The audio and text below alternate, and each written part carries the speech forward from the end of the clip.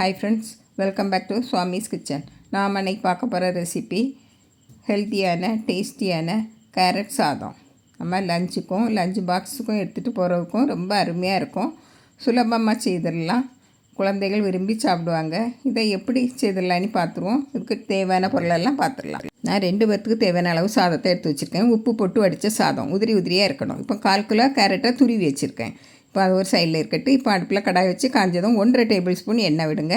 எண்ணெய் காஞ்சதும் 1/2 டீஸ்பூன் கடுகு, 1 டேபிள் ஸ்பூன் கடலைப்பருப்பு, 1 டீஸ்பூன் உளுந்தம்பருப்பு, 2 காஞ்ச மிளகாயை கட் பண்ணி வச்சுருக்கேன், 2 பச்சை மிளகாயும் கட் பண்ணி வச்சுருக்கேன். உங்களுக்கு காரத்துக்கு தேவையான அளவு போட்டுவிடுங்க. இப்போ இதை கொஞ்சம் லைட்டாக சிவக்க வறுத்து விட்டுருங்க. இப்போ அது நல்லா சிவந்து வந்ததும் ஒரு பெரிய சைஸ் வெங்காயத்தை நீளமாக கட் பண்ணி போட்டிருக்கேன். அதில் கொஞ்சமாக கருவேப்பிலை, 2 கொத்து கருவேப்பிலை, ஒரு 1/4 டீஸ்பூன் உப்பு, வறுத்த முந்திரி பருப்பு போட்டிருக்கேன். இங்கே வறுத்த முந்திரி பருப்பு இல்லைன்னா முதல்ல எண்ணெயிலே போட்டுருங்க. எண்ணெய் அப்படின்னா நல்லா வறுபட்டு வந்துடும். இப்போ கொஞ்சம் ஓரளவுக்கு சிவந்து வரணும் இந்த வெங்காயம், அப்படின்னா தான் நல்லா வாசனையாக இருக்கும். பாருங்கள், ஓரளவுக்கு சிவந்திருக்கு. இதை நல்லா வதக்கி விட்டுக்கிட்டு இப்போ 1 டீஸ்பூன் இஞ்சி பூண்டு விழுது அதையும் போட்டு நல்லா பச்சை வாசனை போகிறது வரைக்கும் வதக்கி விட்டுருங்க. பாருங்க, இப்போது நல்ல பச்சை வாசனை போயிட்டு இப்போது ஒரு 1/4 டீஸ்பூன் மஞ்சள் தூள், 1/2 டீஸ்பூன் மிளகாய் தூள் போட்டு நல்லா வதக்கி விட்டுருங்க. பச்சை வாசனை எல்லாம் போட்டு இப்போ பச்சை வாசனை போன உடனே நம்ம துருவி வச்ச கேரட் அவளையும் போட்டுருவோம். நீங்கள் இதில் உப்பு எல்லாம் பார்த்துக்கிடணும். கொஞ்சம் நல்லா வதக்கி விட்டுருங்க. கொஞ்சம் லைட்டாக பச்சை வாசனை போகணும், இந்த கேரட்டோட பச்சை வாசனை போகணும். ரொம்ப நல்ல குழைய வேகணும்னு இல்லை, நம்மளுக்கு கேரட்டு நல்லா பச்சையாகவே சாப்பிடலாம். அதனால் நல்லா வேகணும்னு இல்லை.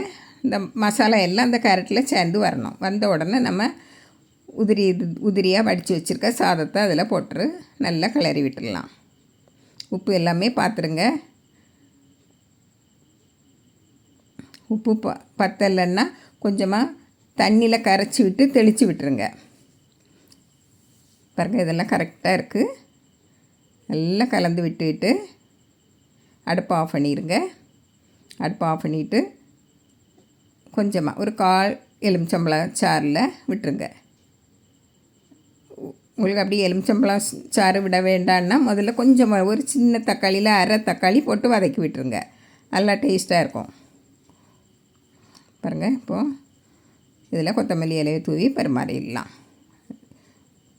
வேறு ஒரு பாத்திரத்தில் மாற்றிடலாம். கலந்து விட்டுவிடுங்க. அருமையான கம கேரட் சாதம் ரெடி ஆயிடுச்சு. இதை ஒரு பாத்திரத்தில் மாற்றிடுவோம். நல்லா டேஸ்ட்டாக இருக்கும். சின்ன குழந்தைகளுக்கு ரொம்ப பிடிக்கும். நம்ம காரம் அதிகமாக சேர்க்காதனால ரொம்ப பிடிக்கும். இதுக்கு நான் தயிர் பச்சடி தான் ரெடி பண்ணி வச்சுருக்கேன். உங்களுக்கு உருளைக்கிழங்கு பொரியல், அப்பளம் எந்த இதுனாலும் சைடிஷுக்கு பொருத்தமாக இருக்கும்.